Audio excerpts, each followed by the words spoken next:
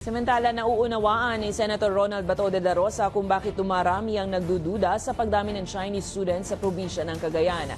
Gaya ng mga naunang nabanggit, duda rin si de la Rosa sa presensya ng Chinese nationals malapit sa EDCA sites ng Pilipinas na sa panahong tumataas ang tensyon sa West Philippine Sea dahil yan sa patuloy na panghaharas ng Beijing. Hindi rin sumang-ayon si de la Rosa sa pahayag ng China na pinapalaki lang umano ng ilang politiko sa Pilipinas ang issue para sa pansariling interes.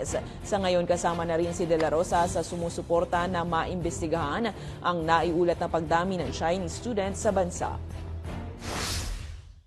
Buti sana kung mabait sila, hindi tayo magdududa. Sinasalbahin nila tayo dyan sa West Philippines eh.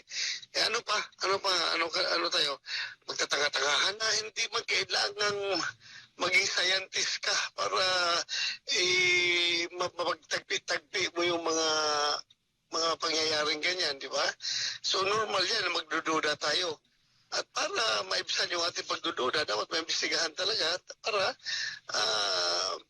hindi tayo magising na lang na wala na.